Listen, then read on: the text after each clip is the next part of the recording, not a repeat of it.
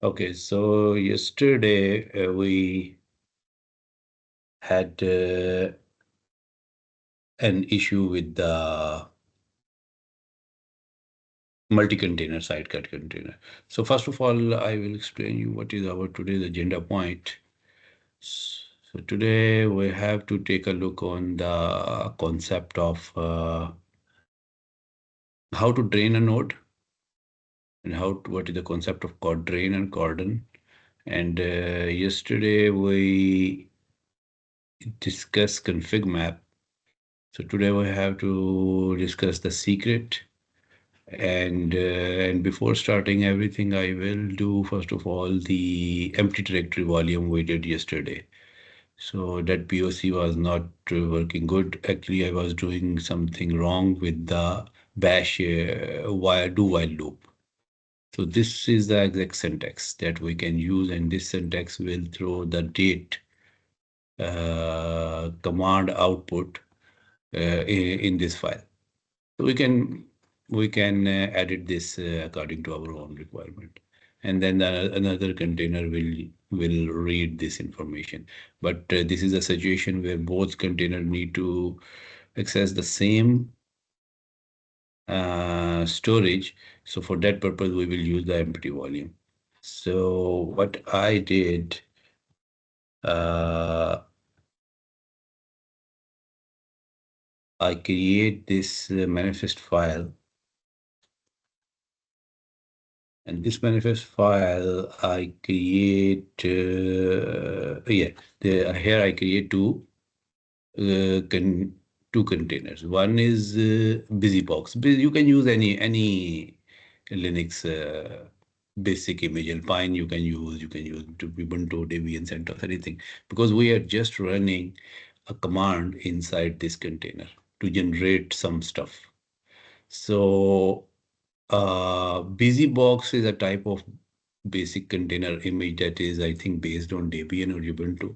I don't know exactly, but it does not contain by default some command to run. You know, when we build our Docker file, we provide some command and entry point. So these type of images are not built with some CMD. Or even though if they are built with some CMD, you can override, you can provide your own CMD too. So with this command, you are asking this BusyBox to run this script. Actually, this script is just sh is shell, -c is the command, and what command you have to run this one. So this is a complete command written in one line, but when you will write some bash script, definitely it will be a multi-liner.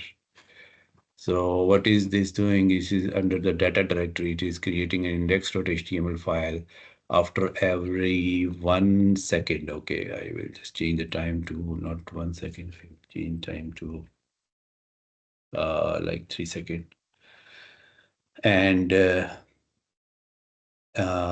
its mount point is volume, and that wall definition is given here, and it is pointing to empty directory. We tried yesterday with NFS with PVC2, but this is empty directory we are considering, and its limit I set to 500 megabyte. By default, if I just put a curly bracket in front of this empty directory, it will provide unlimited space somewhere on the host machine where this pod will run. So what happened, this volume will be mounted on this BusyBox at this location. It will automatically create this directory, will mount it. And here is our second container, that is Nginx container. And its name I set to web app. And again, it is using the same volume, but it is mounting it under the web root. So this is a kind of sidecar container that is generating data. This is generating data for this container to read. And we also discuss in detail that when we are setting a pod and multi-container pods, so only one container is responsible to make the external connectivity. I mean, in this case, Nginx container port 80 will be readable from the pod side. BusyBox is not providing any port. It is just generating the data. Or it can be some other pod that is opening some port, but maybe that container is fetching data from internet or from some database, or there can be multiple scenarios. But in this scenario, I just give you the idea how one container is affecting and making the input for the other container. And that container is serving the end user uh, traffic. Uh, so let me just in the default namespace, yeah. So this container, I set the name to data fetch, and this one is web app. And data fetch pod is the name of this pod. Let me just in the default namespace, I did this.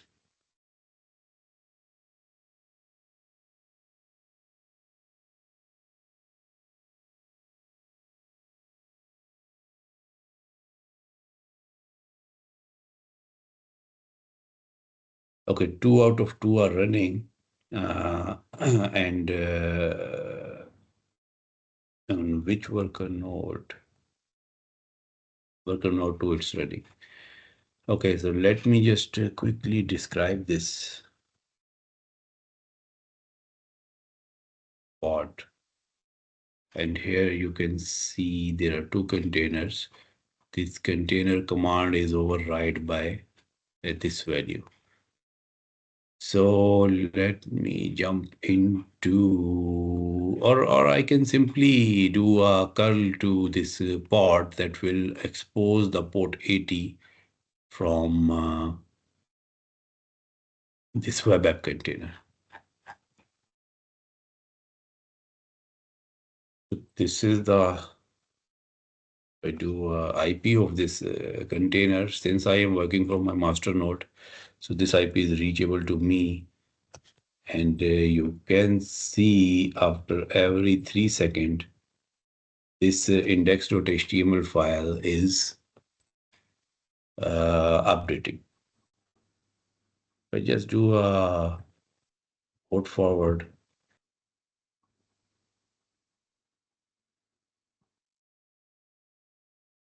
Forward of this pod name. What is the name of the pod?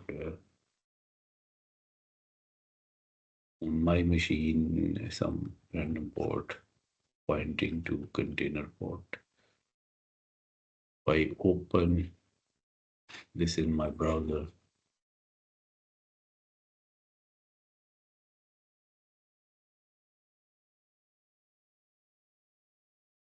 No, sorry, I did this on master node. So I need to provide the IP of the master node, because when I will run this command port forward on my Windows machine, then I will be able to do this. So master node IP is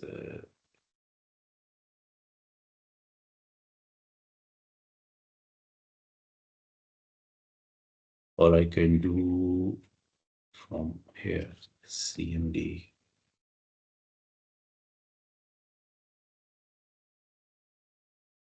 Let me check my API is callable from my Windows machine.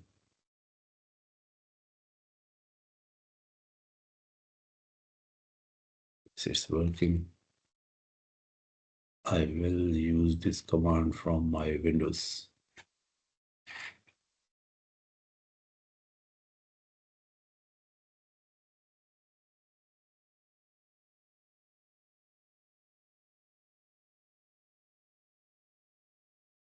It's working. Now you can see after every 3 seconds, this web server is getting the data. So far, I just throw this updating this file by Sidecar container index.html without any formatting, just to show you the idea how this container is getting the updated data. Okay, so this was any question about this one? Did you add sleep yesterday in the loop, or you Yes, added today? I did. I did. I Oh, don't. I think I did some mistake, but this is the exact syntax. okay. Okay, now the next thing we have to understand is how to drain a node. What is the concept of drain and cordon? Or before that, I think we should complete our secret part. Then we will go to drain because yesterday we did the config map. A config map is providing us the key value in unencrypted format. But some, just like your username password should not be unencrypted. Anyone have access to your Kubernetes cluster can just describe your config map and they can see whatever you have written inside your configuration map or in your configuration file. So any secret data that you don't want to expose for the Kubernetes cluster users, you will put under the secret. If I go to the documentation, just type here secret. This secret resource is providing not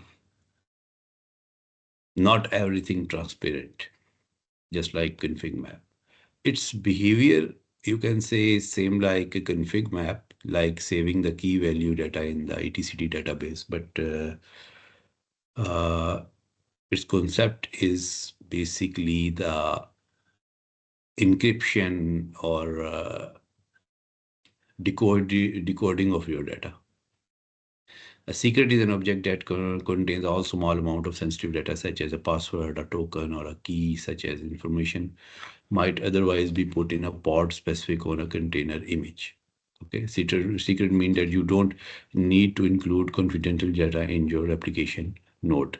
So whatever application code means your developer will not do the hard code of your database credential inside the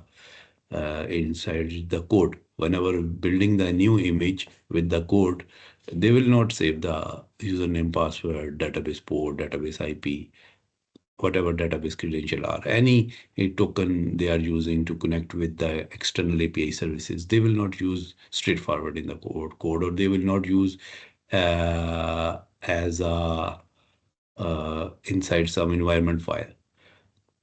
So it's the responsibility of Kubernetes administrator to provide those values as requested by the developer uh, to the specific container in the form of environment variable or whatever they ask you, either in the form of file or environment variable. So secret resource basically help us to generate what type of resources first of all. But let me check. kubectl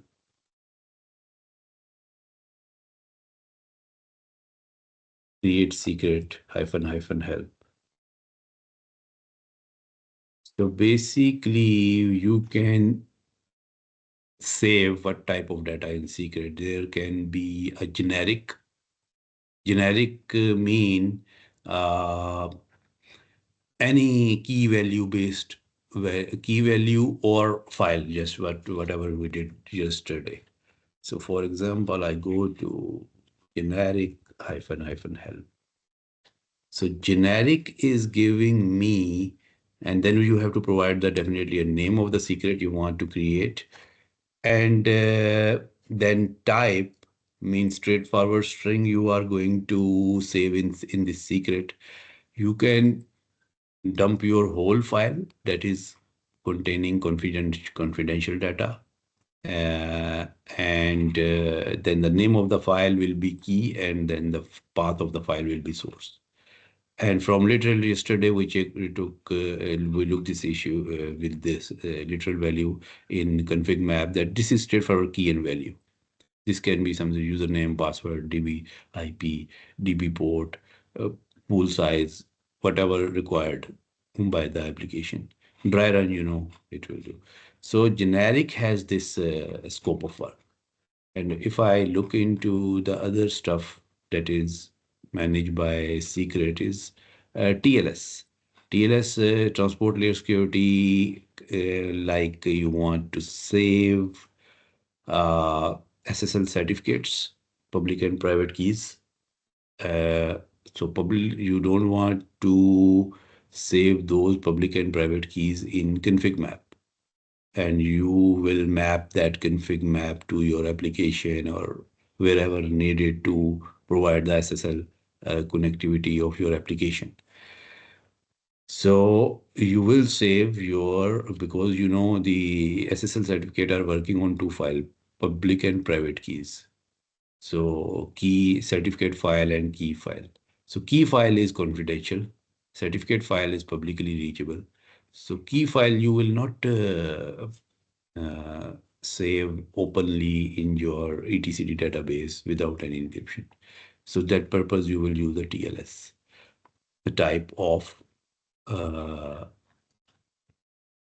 secret. So if I look into the help of TLS, you can see uh, you can provide a path of your certificate file, path of your key file.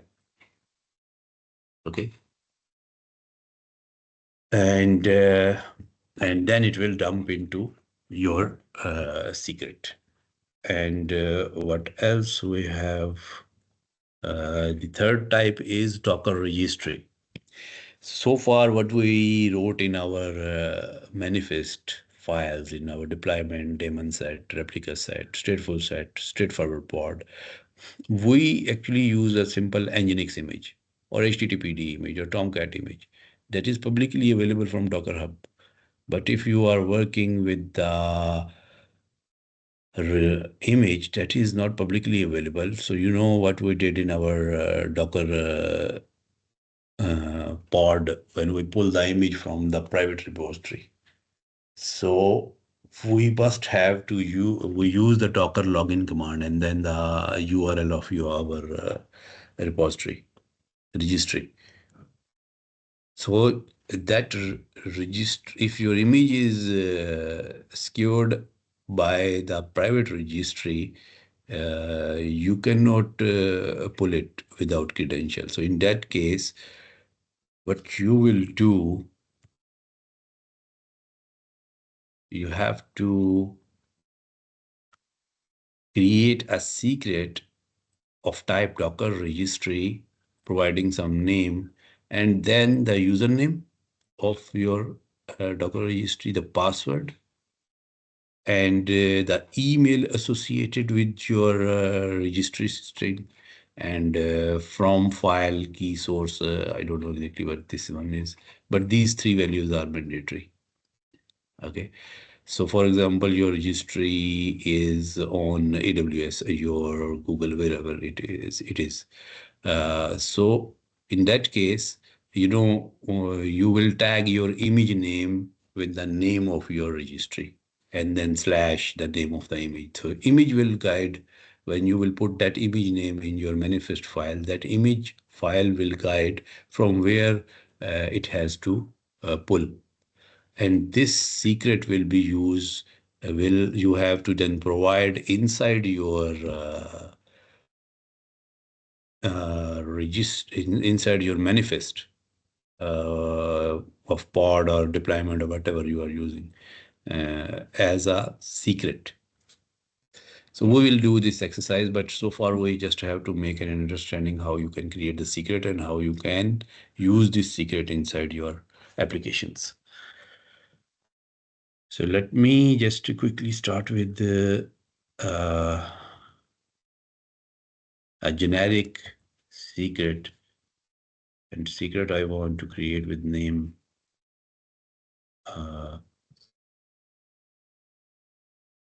DB credentials, and or name of the application DB credentials, just like F1, and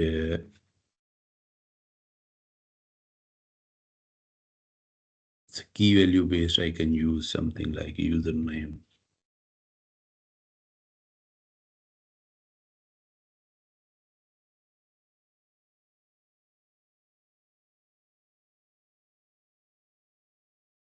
In the dev namespace. I can also generate with the hyphen dry run hyphen OYML a manifest. I can use that manifest too. But I am using this only by the command line.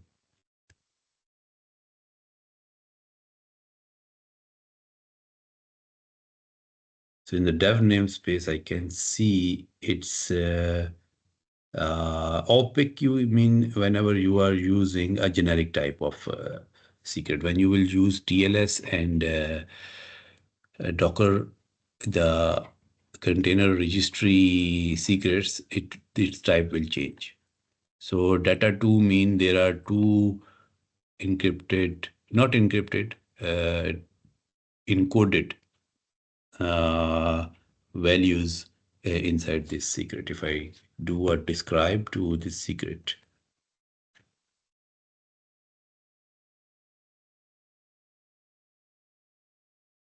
you can see the data is basically there is a password, there is a username, and it's 4 bytes and 5 bytes, but it is not straightforward printed here.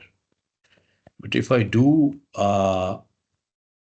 if I look into the manifest, whatever is directly saved in the in our etcd database, and I get the output with YML format, I can even see these values. So these actually my username, whatever username I provided is decoded into this format. Okay. And basically this decoding method is used by the base 64 utility. Base 64 utility is used to create the encoding of any straightforward string. So, for example, base 64 is -d decode data. And for example, I'm typing awesome and base 64.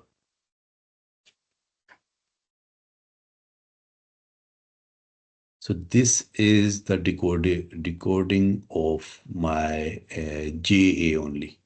Is the decoding of my this string.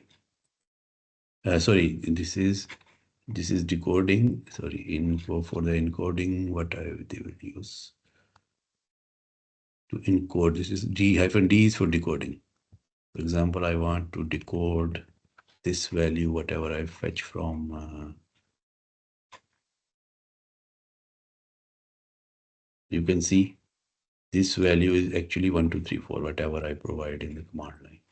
If I decode the other thing, the password, it is decoded. Simple. So now this is not the actually secure way to save your credential. Actually, by default, the behavior of this Kubernetes is to use base 64. But in your professional life, if your application is highly sensitive and need a high level of encryption, you can use the third-party vault to encrypt your encoded data. So first level of encoding will be done by base 64, I think, or maybe it will directly be handed over to some external vault that will provide the proper encryption, and that vault will be responsible to save your encrypted data. Whenever you need this it will provide you back. So that vault is a third-party tool that will be out of your cluster, and you have to configure your whole cluster, Kubernetes cluster, with that vault to make sure all your encryption. So far, we are using on the default Kubernetes cluster. It will use this base 64.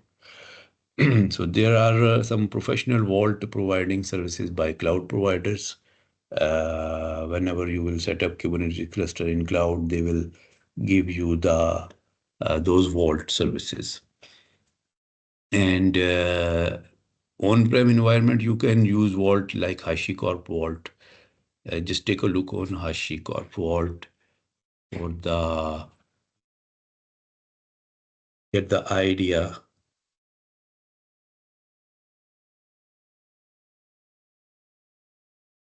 So this vault is providing the very high level of encryption of your data, sensitive data. So you need to integrate your cluster with this vault to make the encryption. But this is a different part. This is another thing that you need to configure. So far, we are just making understanding what type of encryption we can do in our Kubernetes cluster. Okay. So a base64 command is used to generate this decoded data. This is not encrypted, this is just encoding, decoding. And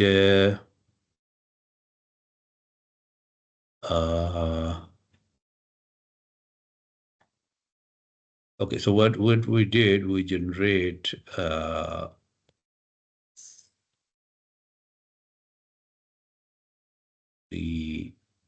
we generate this secret. Now we have to attach this secret with our pod, either in deployment or straightforward pod with the as an environment variable. If I look into the documentation, so here they are creating some secret with this name. They are generating this file.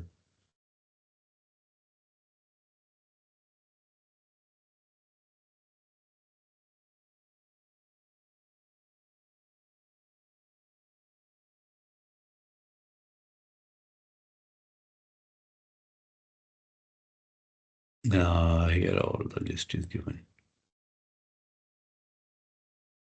You're using a secret, editing a secret, creating a secret. So here, secret creation, editing a secret, and using a secret. In the using a secret, they gave an example. You can directly use secret as a volume if you did this attachment of a secret. You did the secret of some configuration file. But if you are using the secret as a key value, using secret as an environment variable, so that will be, there will be some example.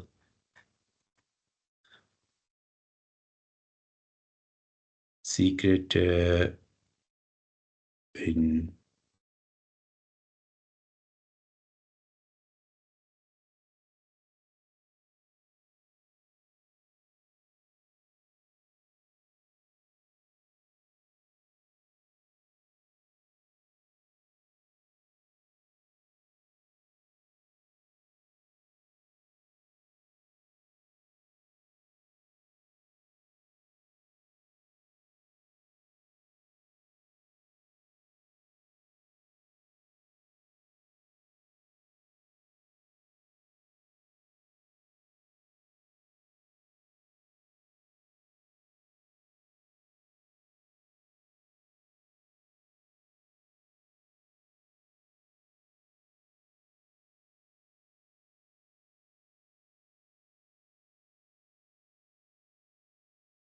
there will be some example we can use to use this volume and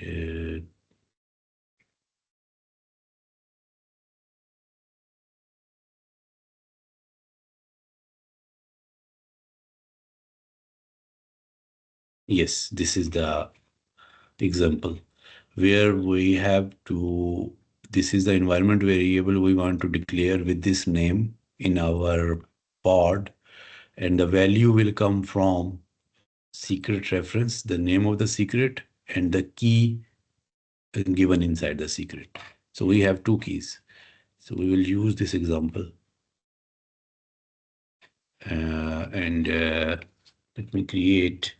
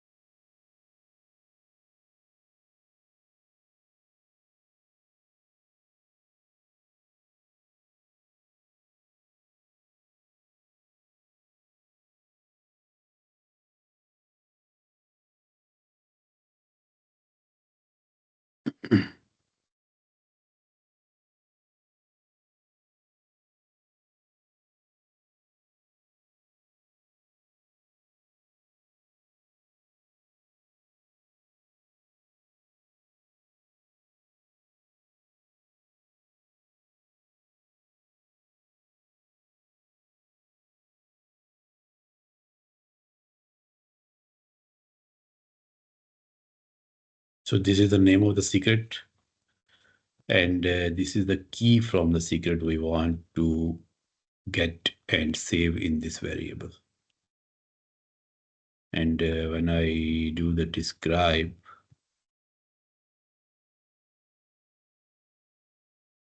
secret, there is username and password. The other one is password.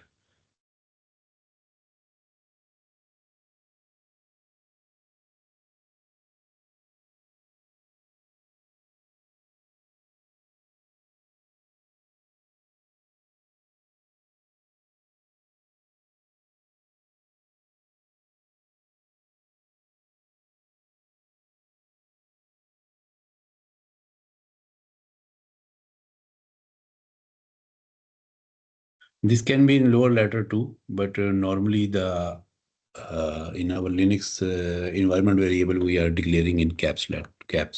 That's why we are using this way. So this will use this vault, this secret, and will put in these variables. And also we have to provide the namespace because your resource must be in the same namespace. Your config map or secret and your pod must be in the same namespace. They cannot work across the different namespaces.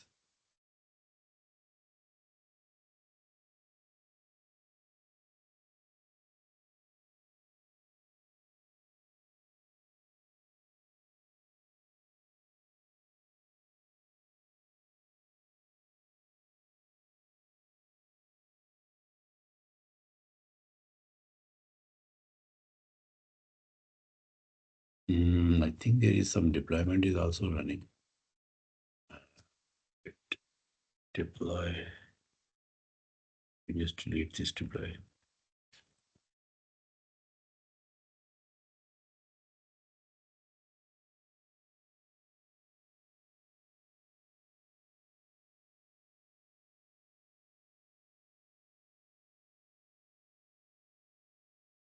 Okay, so this pod is running directly, and now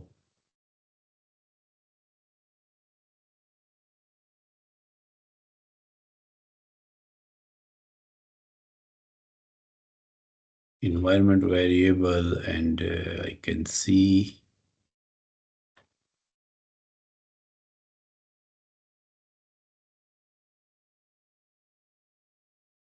username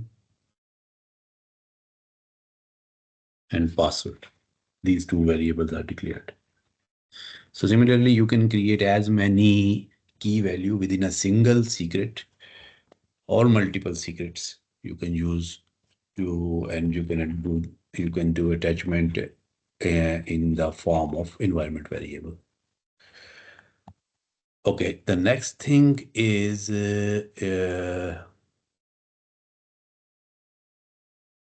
this is the first type of generic type of secret. This is a key value.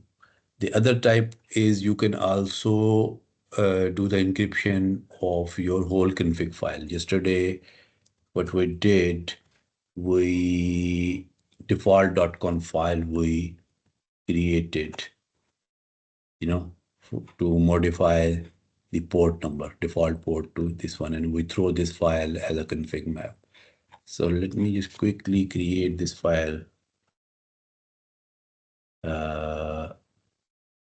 Create secret.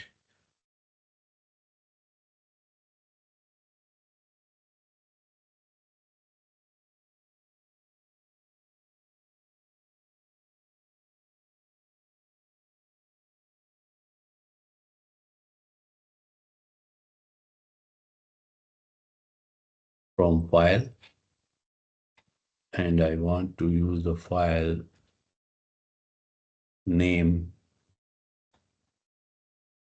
default.conf, and I know this default.conf on my machine is available at this location. Now I have to create under the dev namespace. What is missing? Required got 0. Exactly name I have not provided. So I can say nginx secret file. Okay. Or I can say some name of the application, for example, app1 secret file.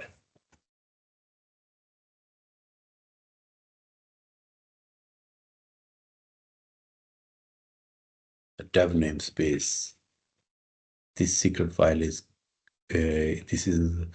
created, and if I do a kubectl describe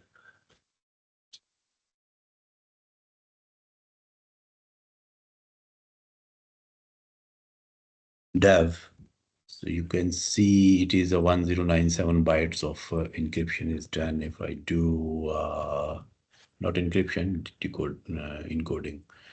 If I do a get to this secret -OYML, so this whole file is encoded. Okay. And if I just copy this whole step, do the echo of this one and pipe sign base64-d, it will decode. So attachment of this type of secret will be in the form of volume. So we need to add this section.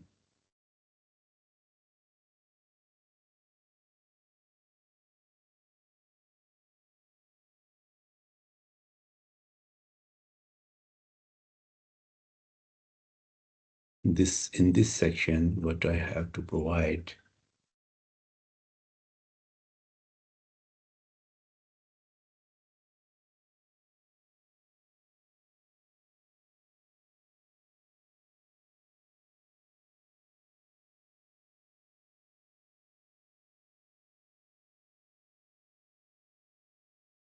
so this volume is in parallel to just you need to take care of indentation here. It's parallel to name, and this is parallel to container. Okay, so this is good. And volume, we can say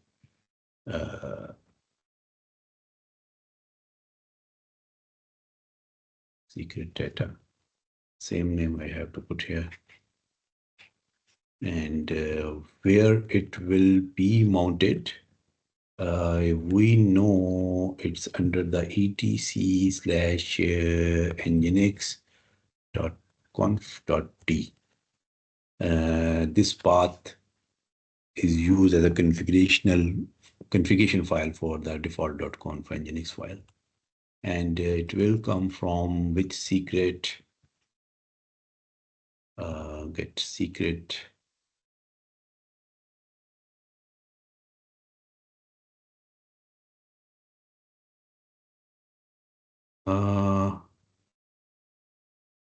What about the other secret I created? Sorry, I am querying on a specific secret here, that's why. So this is the secret we want to use. And default mode, this means the file will be created with these permissions. These are Linux permissions. This is not mandatory, but if you put this, it will save your file. I mean, maybe this file you don't want to modify by the application directly. Maybe developer can write some logic to modify this file. So we don't want to allow anyone. So in that case, we only want to allow, we don't want to make any permission for any user. So, okay. So what will be the name of the file, whatever we have provided as a key. So key is default.conf. So the file will be created with the name as default.conf under this location. Let's see. I think everything is good. So now we are using two secrets, one for username password and one for this file. I will apply this and it will update the existing deployment. No, sometime you cannot do like this. So you must have to delete it. First of all,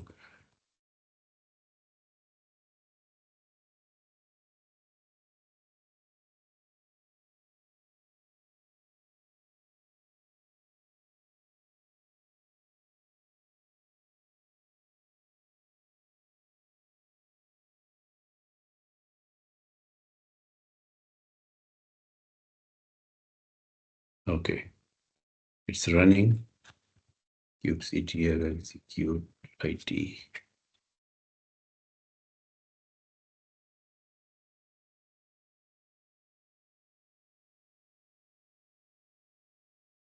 Bash, and under the etc we do a cat directly to that file. I think if I do a dfh, yeah, dfh, you can see etc nginx conf.d. This directory is tempfs mounted, and that file is. So this you will not see this mount point normally in your container, but this is specially created for your secret.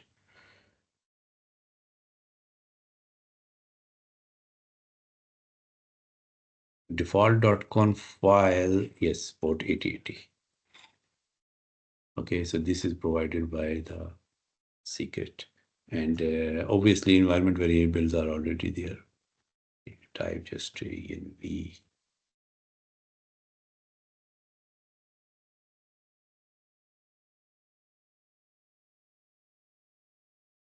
Directly I query to environment variable. I can see this. Okay, so this was the concept of secret, a straightforward generic type of secret. We did this. And now if I do a curl to just to final make a modification, I mean the verification to port 8080, our application is running on this one. You know, where we modify our application. Okay, now the second type of secret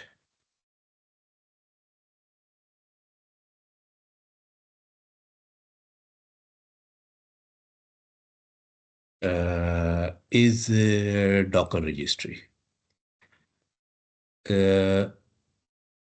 So let me just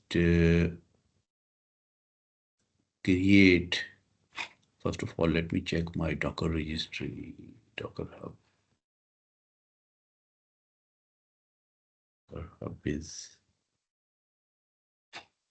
I don't remember the credential.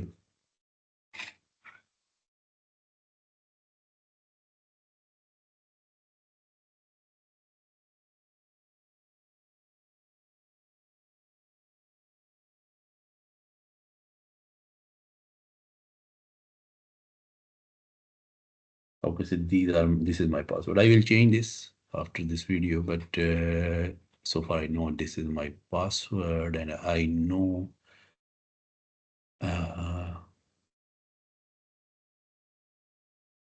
there.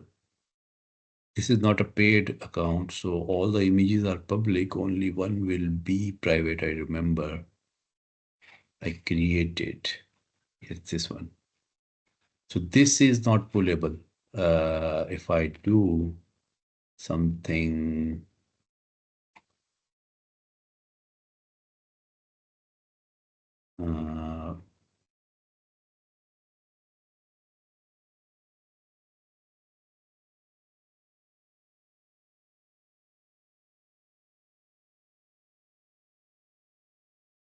this is the name of the image. If I do, I think I don't have Docker. I think CRI, CTL will work. Just I want to see what error I am getting. Access denied. So this is not a public or may require authorization. Inside authorization failed. So I need to provide the authentication. So when I will use this image, so okay, kubectl run private image full pod, private image pod.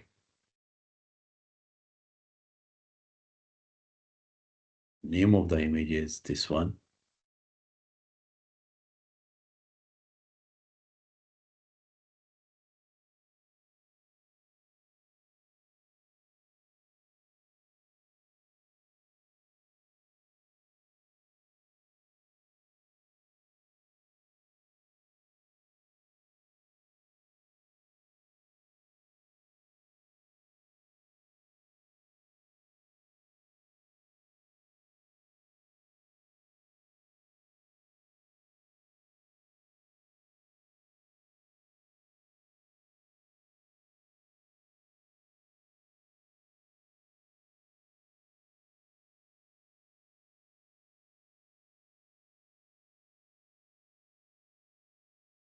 Okay, this manifest I created, and when I will try to run in the default namespace, it will run. So you will see an error will happen. Worker node, wherever it will be scheduled, kubectl.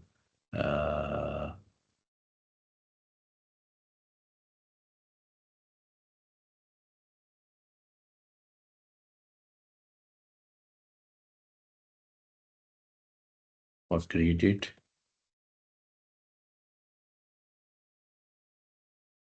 It is giving me the error image pull. So this is not publicly reachable by the worker node, whatever the worker node 1. Okay.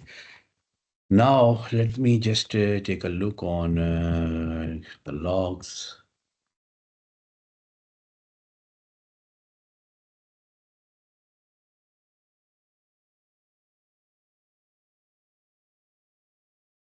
So you can see insufficient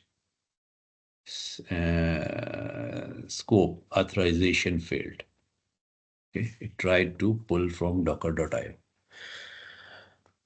Now, what I need to do, I need to create a secret that will contain my credentials.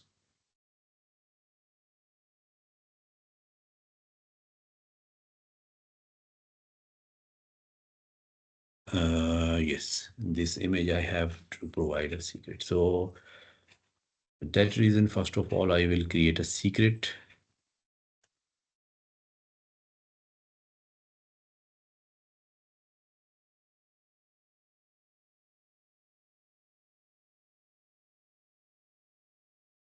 Secret Docker registry.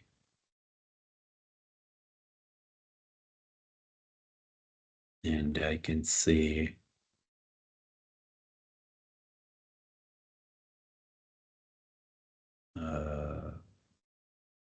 Docker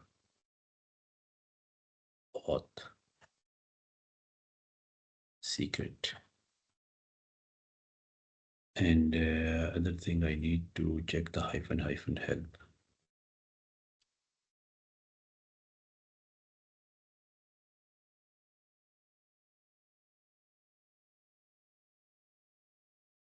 Docker Hub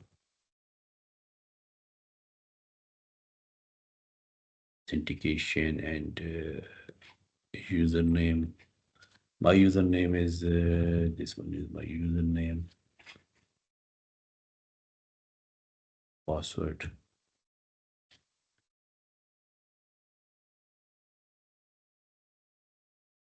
And let me just verify this was the 1 2 3 4 ABCD. Okay. And my email.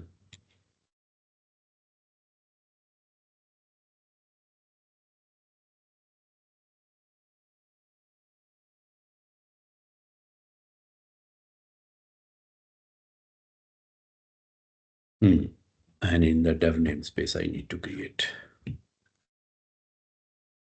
This is username, password, and just a verification.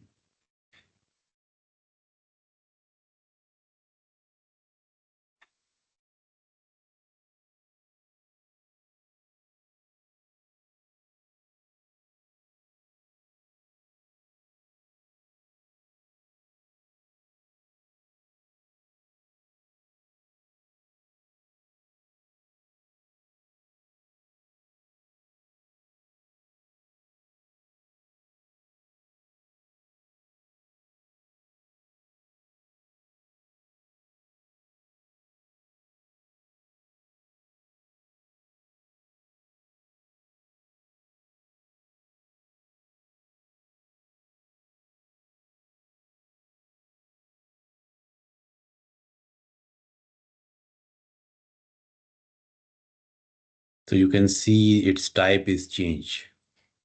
Docker configuration JSON. Okay. And this is a secret.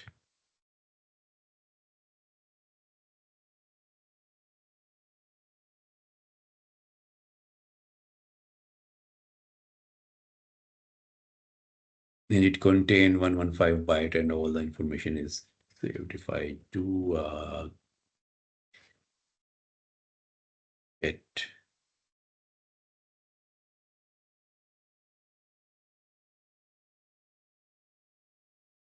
so it is saved in different format. Okay. And now I need the syntax that I need to modify in my manifest file to provide this secret as the authentication method to pull the image. So that syntax I can get, I can write something here in the documentation.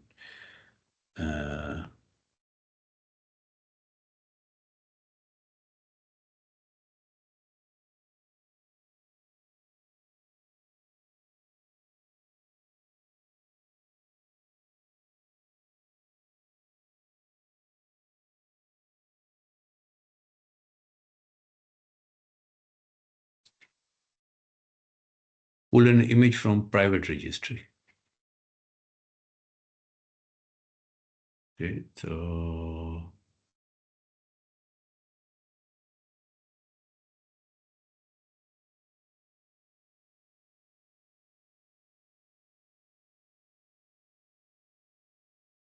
this is also given there.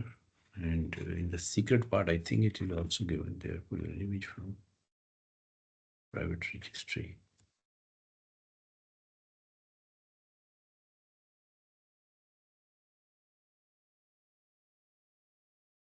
Yeah. Allow the Kubernetes to pull container image from private registry. Put it on, actually again going to the same page. Create a secret based on existing credentials. So secret it is created, and we have done with the secret. Create a secret by providing credential. We have done this one, and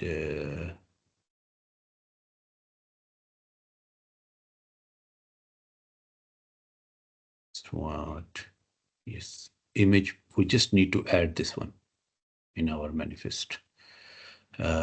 Image pool secret. This secret contains the story, all the authentication mechanism that they need to connect with the repository.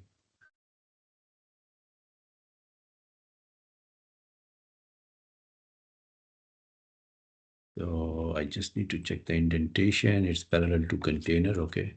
I can provide anywhere or just after or before. No matters. So the indentation should be correct. So image pool secret must be the name of my secret I generated.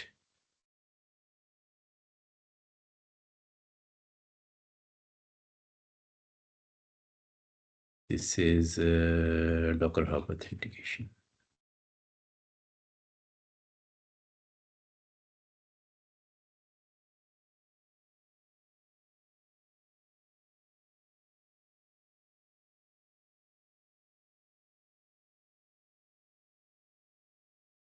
So you see, the mistake I did, I create the secret in dev namespace, but my manifest is pointing to default namespace.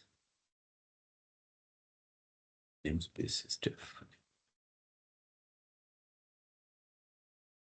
Okay.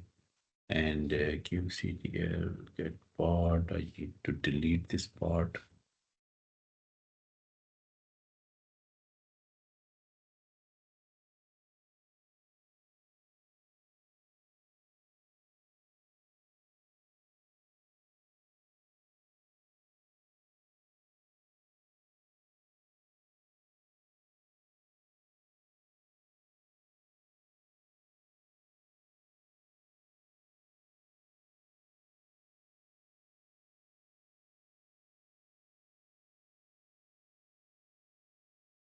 The dev namespace, this is trying to create the image, and we will see it is trying to authenticate. If everything is good, it will be able to pull the image.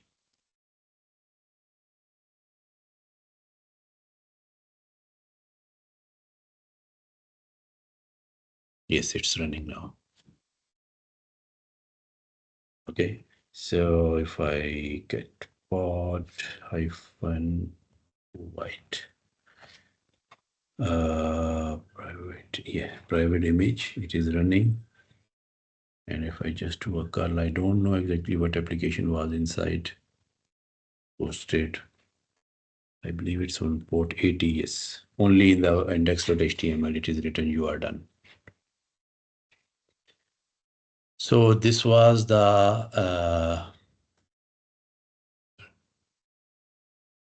container registry secret. The third type of secret we are not going to create today. This is the TLS secret that we will generate when we will set up our ingress controller in the Kubernetes cluster. So ingress controller will actually in Kubernetes, we are not offloading the SSL certificate directly on the applications. We can do, but SSL is offloading on SSL is offloading on your ingress controller. That is a responsibility of ingress. So when we will do that exercise, we will create a secret of our own certificates. We will generate a certificate and we will provide those certificate to ingress controller by this TLS secret. So in that lab, you will get the better idea how that will work.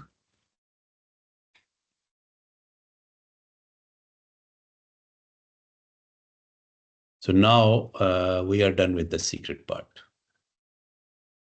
Okay, now we are starting concept of drain. So drain is a concept if you want to drain some node with the running pods. Right now you can see the pod is running on one pod is running on worker node one worker node 2. If you want to do upgrade or maintenance or decommissioning your worker node or replacement of your worker node, you need to evacuate all your pods to some other worker node. This will be a planned downtime because when the pod will delete from that specific worker node, so the scheduler will try to reschedule those if those pods are running under a deployment or replica set.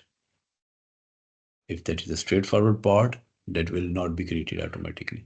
So those deployment, the controller manager will try to reschedule it on other worker nodes. But the question is why the scheduler will not be able to schedule on the same worker node again. So when we will do the drain of some worker node, it will do the another operation too, that is Cordon. Okay.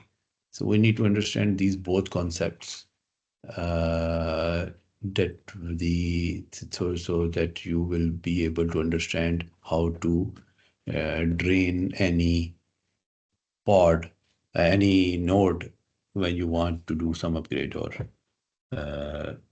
upgrade activity, any or patching on the worker node, anything.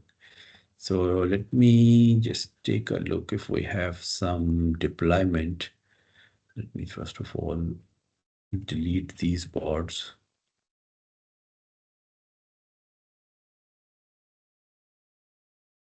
These are not running under the controller.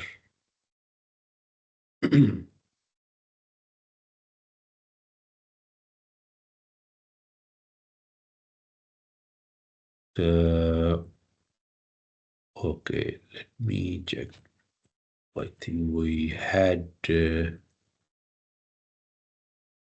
yes, we did this deployment. This deployment is trying to create 6 replica set of Nginx. Okay, and in the dev namespace. Okay, so let me apply this deployment.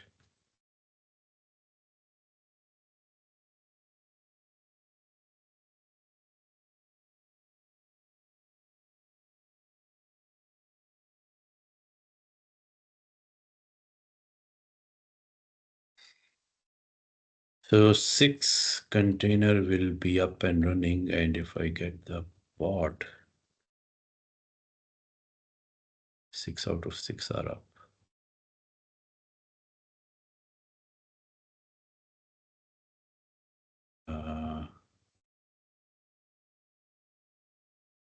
Six out of 6 are up, and scalar distribute the load among the whole cluster.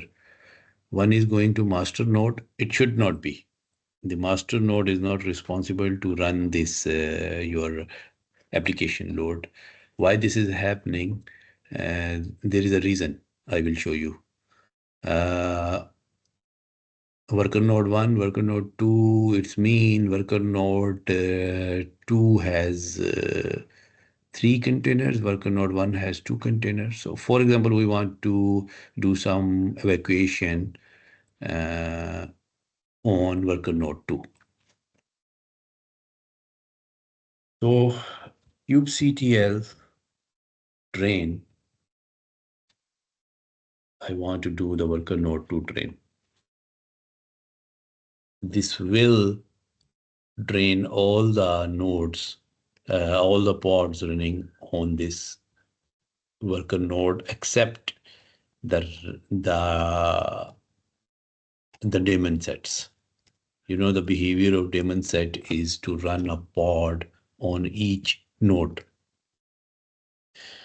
So the drain will not be able to drain those pods, just like we have a default daemon set of a kube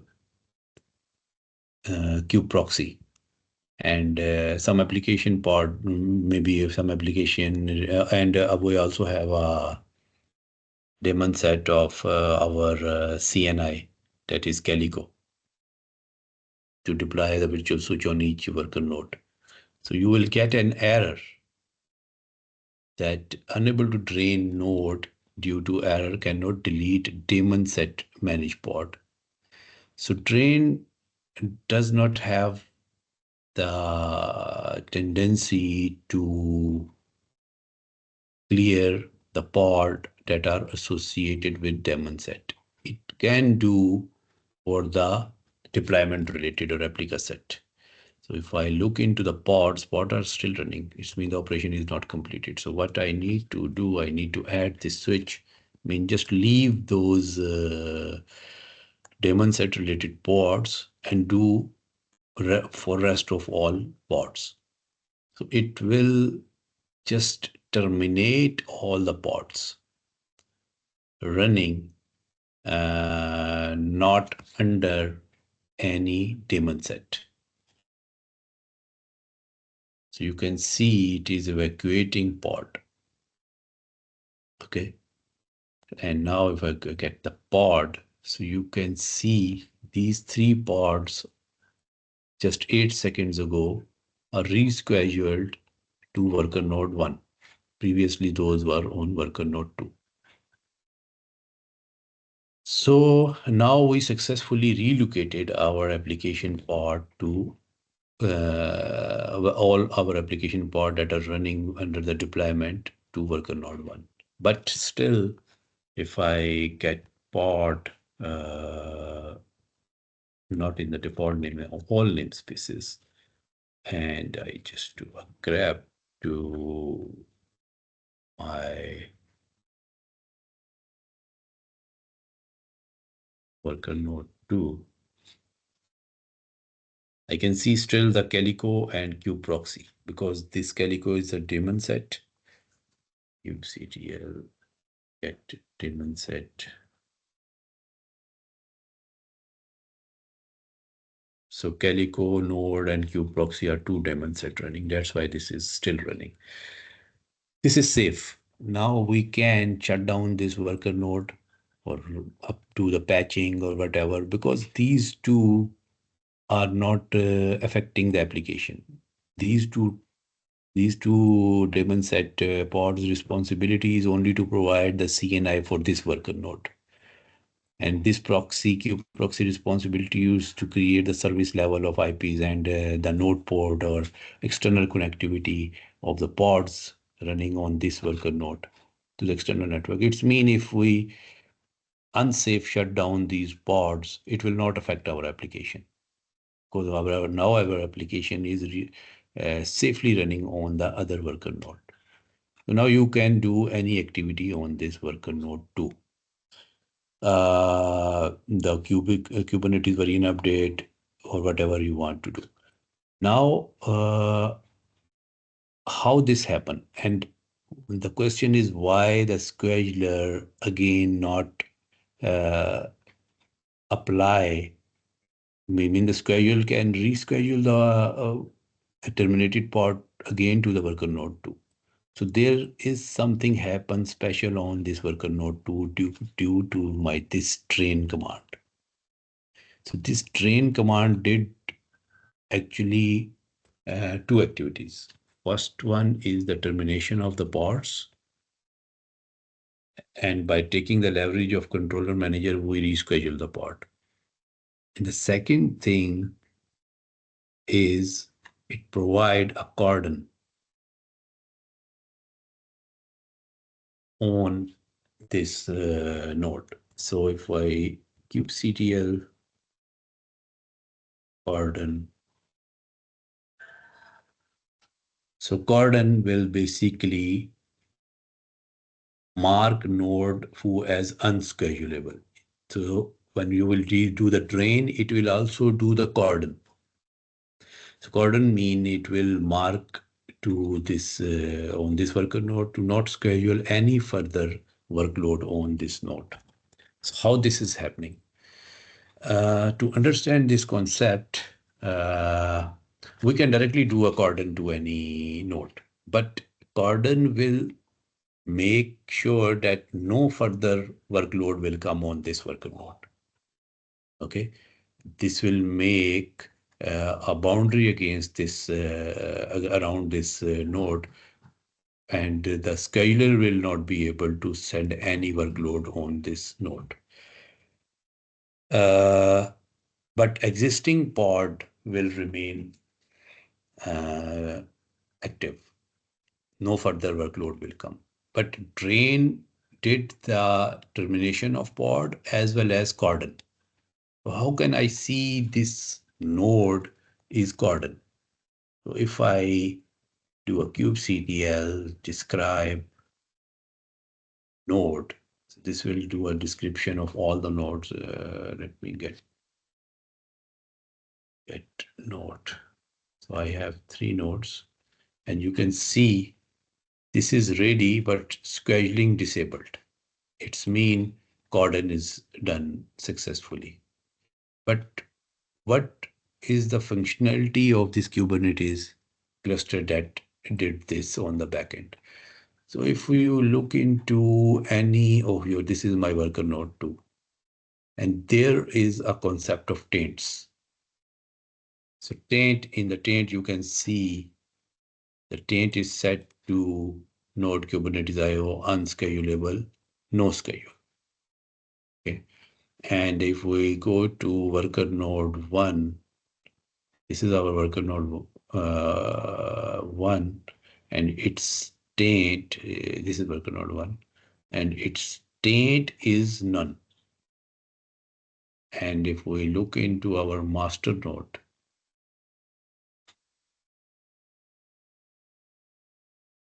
its taint is also none. So by default, when you are creating a cluster, your master node is by default tainted with no scheduling. So that's why the application workload is not going on our master node. But I don't know what happened when I set up this cluster. I think I did some mistake. That's why it is not tainted. But by default, it is tainted as a master node. If you have cluster, you can see your master node will be tainted with no scaling. Okay, so this taint basically repel the pods. Whenever scheduler will try to schedule the workload on this worker node, it will repel. And then when this will be repelled, the scheduler will retry until that pod is not scheduled. And whenever the hit will come to this worker node that is no schedule, it will not be able to schedule any pod. So the schedule will continue dry until the pod is scheduled on some healthy node. So taint, to understand the taint, this is a separate topic, but I just gave you the idea how this taint is working. So now the scheduling is disabled. Whatever workload you will throw, it will go on all the worker node 1. kubectl get deployment to the dev namespace, scale deployment, replicas to 10.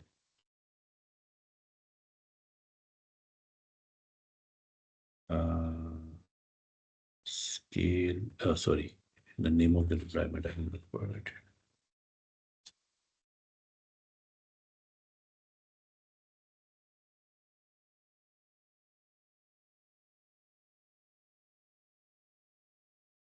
So you can see all the workload is going to worker node and master node only, because my master node is also not tainted. So worker node 2 is now free. So if I want to again make this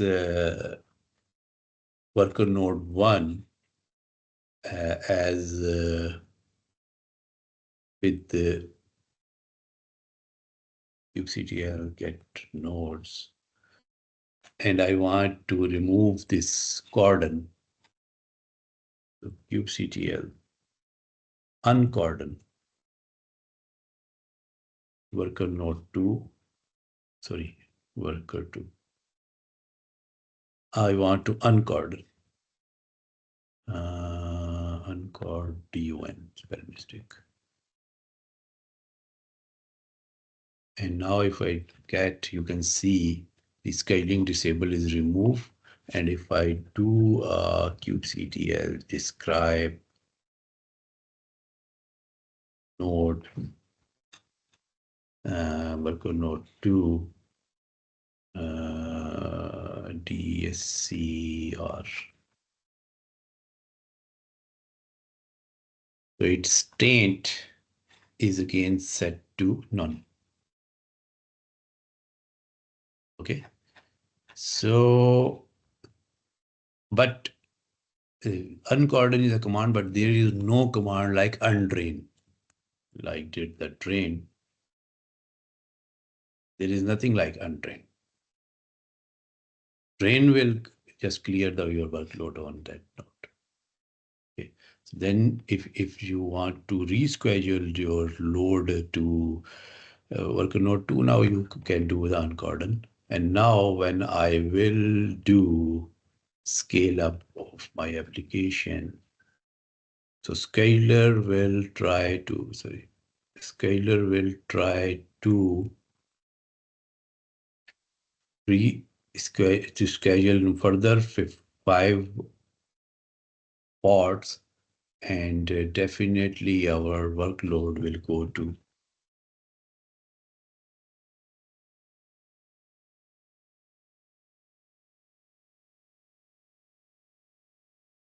you see the worker node 2 is also participating now.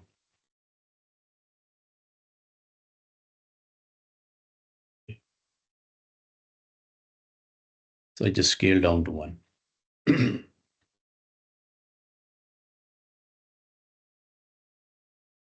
So we have done this cordon and drain concept.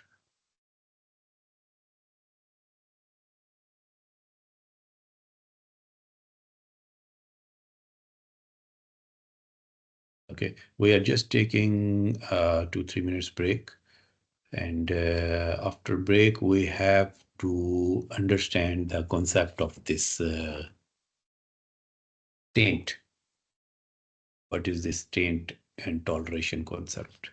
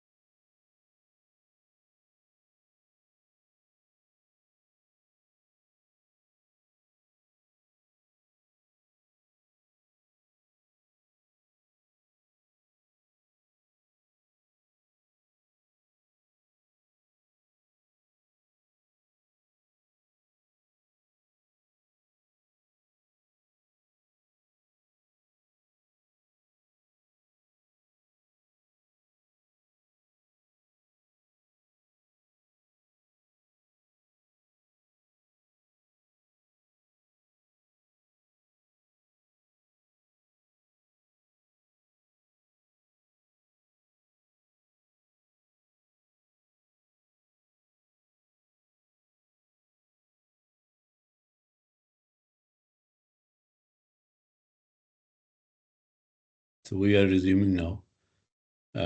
Any question?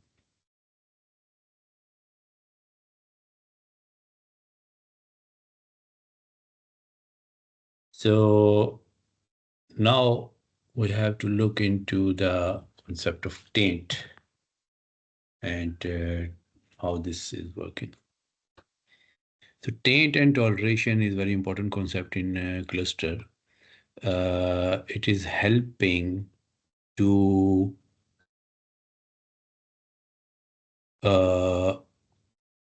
make some boundary on your worker node based on your requirement. Okay.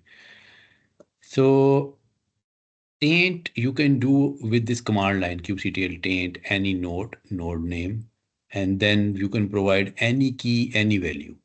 This is just for your reference. The key and value is just for your reference.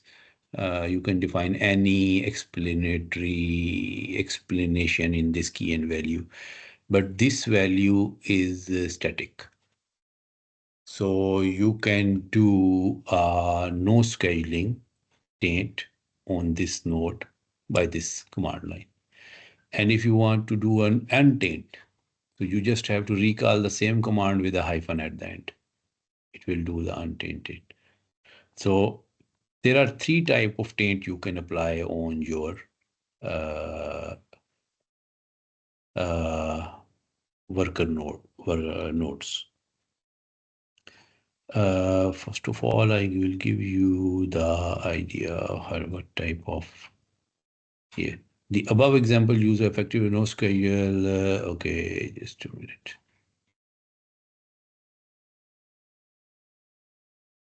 Yeah, there are the allowed values for the effect field. Actually, if I run here kubectl,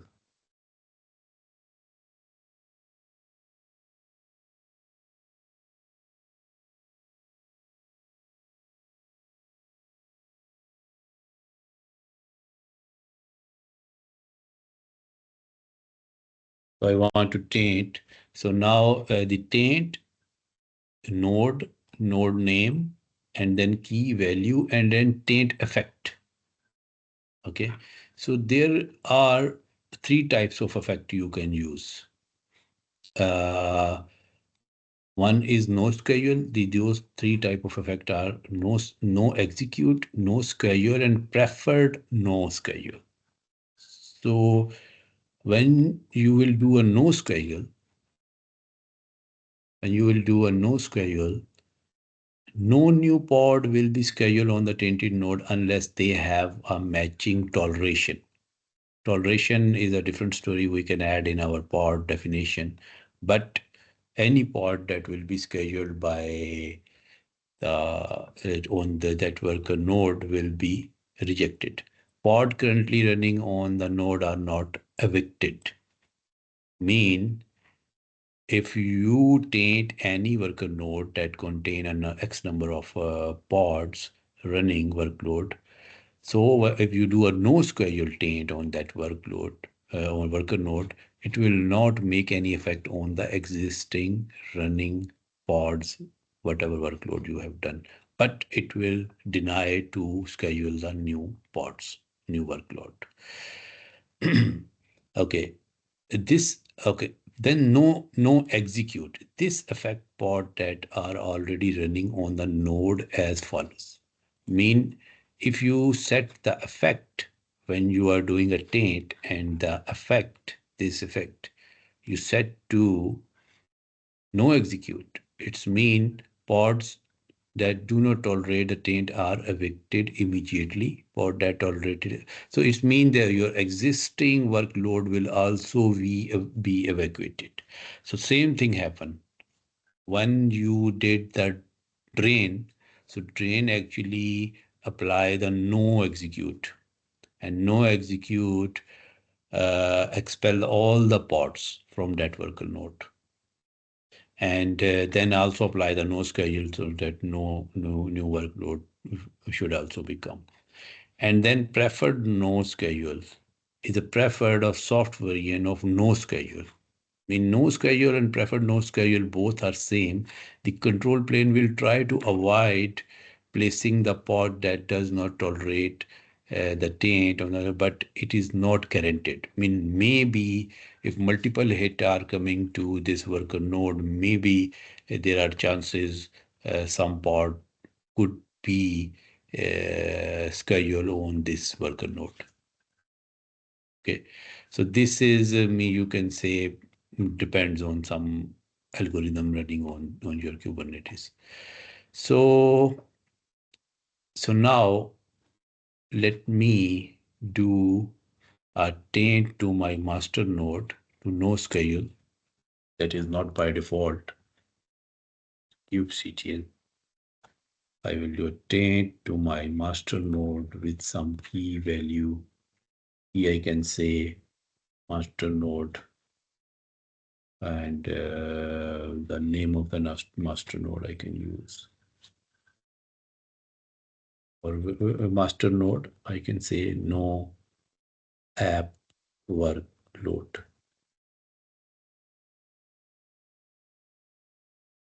And then effect, I want to use no schedule.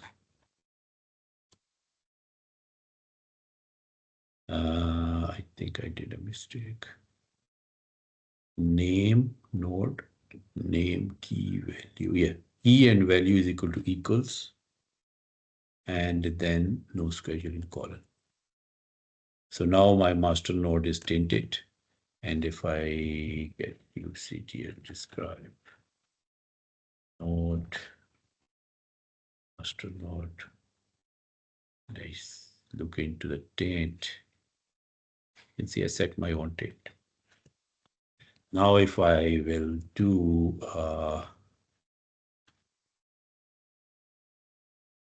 scale up of my deployment to 10,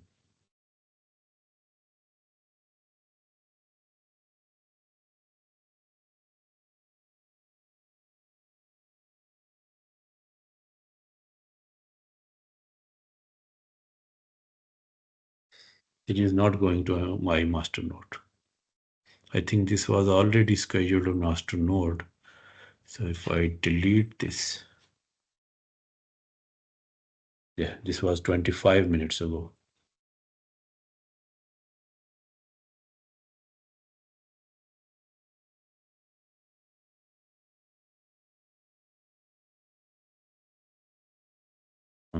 This one.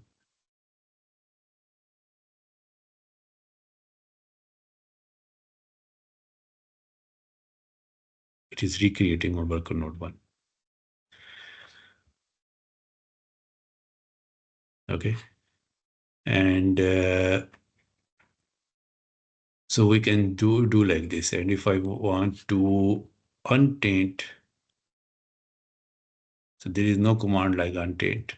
I just have to put a hyphen and it is untainted. If I get describe master node taint value, it is none. So let me apply this again. So it is no scheduled. Okay, so now what is happening? We can still schedule some workload on the node that is tainted with no schedule. If we add the toleration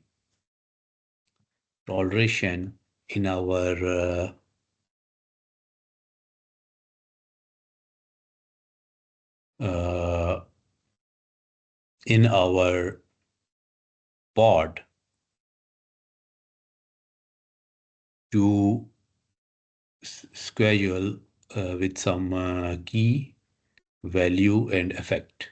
So this is the definition of toleration we can apply in our deployment or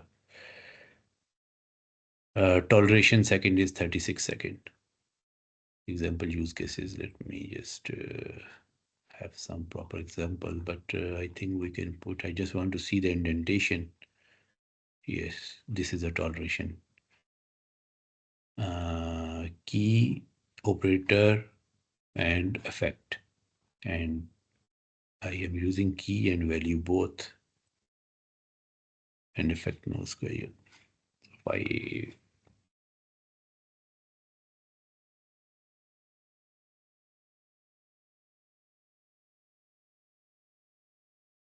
If I do the edit, or I can do edit of my existing manifest too, but if I can directly do edit to my this deployment, and in parallel to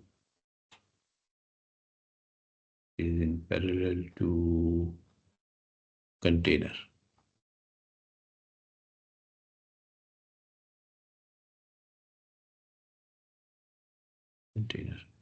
So I need to look into this container level under the specs.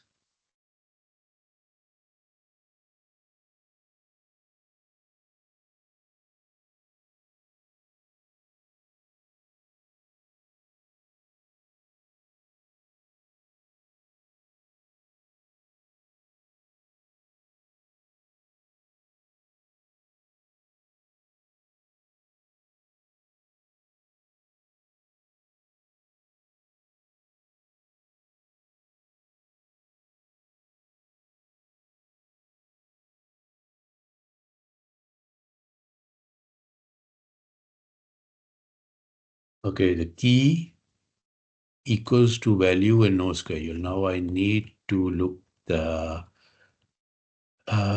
taint I applied. So this taint master node.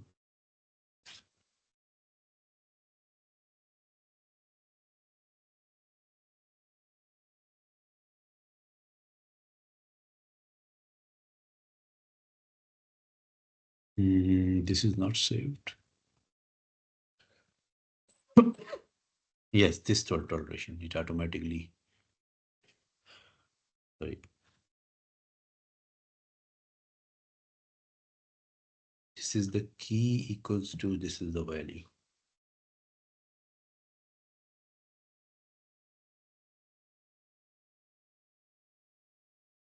Now this toleration is added, that whatever worker node that has effect no schedule, having this key, this value, will also accept the pod coming with this toleration.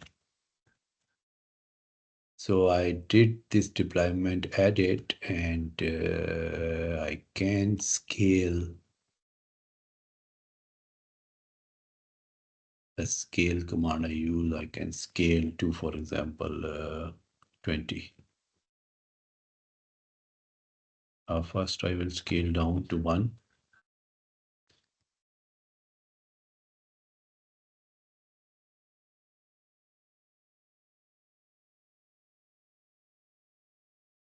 Worker node 1, I have scaled up, scale up to 10.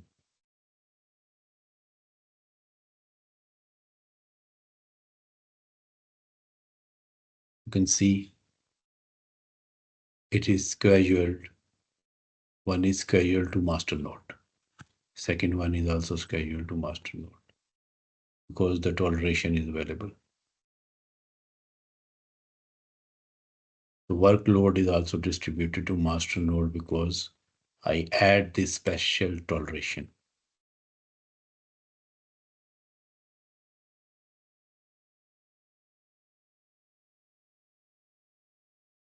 Just read this whole documentation of taint and toleration. You will get the idea how this is working. So actually the drain and Cordon are using this taint and toleration concept. And maybe there is some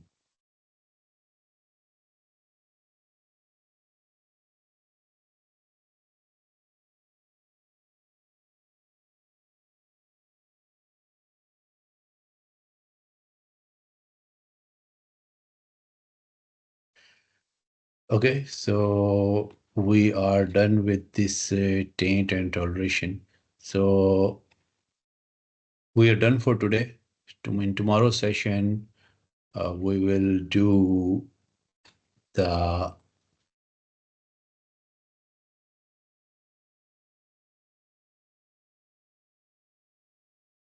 assigning pod to node. So far we just take a look on the concept of assigning pod directly on some worker node as a static pod. Wherever we put the manifest file in our worker node or master node, that pod is tightly binded with that node. But we can also do the scaling of pod to some specific worker node. Maybe that specific worker node has more memory or CPU or better disk IO or bandwidth or some specific region or zone you want to use for that work, that pod. So in that case, you can use this concept of assigning pod to nodes. So static pod is a way of assigning the load to specific worker or master node. But for the application purposes, that will not work. That is only usable for the master node specific uh, controller, like controller or API or etcd is running as a static pod.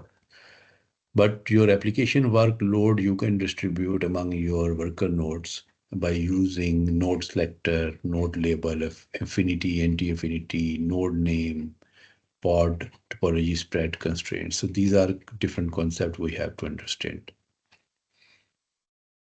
Okay. So this concept will basically attract your pod to that specific node. So in tomorrow's session, we will do this in detail. So we are done for today. If you have any question.